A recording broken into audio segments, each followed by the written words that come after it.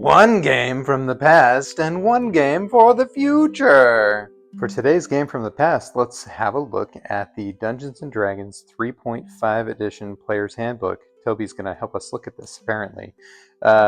This is a pretty standard Player's Handbook for Dungeons & Dragons. If you've looked at one since, like, 2nd edition, it's got a lot of different archetypes and character races you can play. It talks a little bit about how to put them all together. And then there is a giant section in the back that's dedicated to different types of spells and things that spellcasters can use. And that is kind of the primary thing in this book.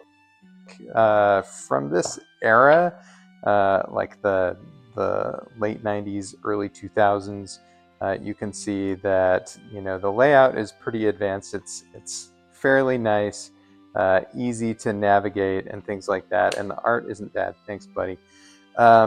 So that is our game from the past, and a lot of people have had a ton of fun playing that game.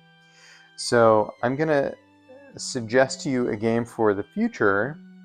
This is Dungeon Caster.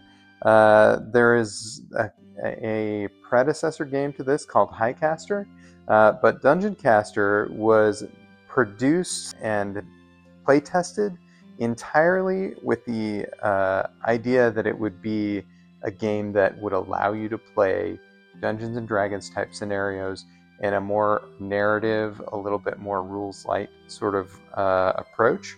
And so, as created by Christopher Gray, it's all the rules you need here in this one book, as opposed to one book plus a DM's guide plus a monster manual and all sorts of things like that. But you can take an existing Dungeons and Dragons sort of book, like, I don't know, Strahd, or take your pick, basically, and you should be able to run it pretty simply with Dungeon Caster.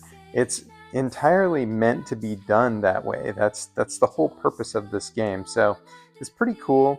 I really like a couple of the concepts that the authors have in here, and there's a really nice section of resources in the back that lets you sort of think about how you can construct games. This is the character sheet. Nice, simple, sort of 3 different attributes. You've got a heritage, a path. You have some different paths to harm, and then some different types of moves that you can do and things. It's pretty cool. I think you should check it out.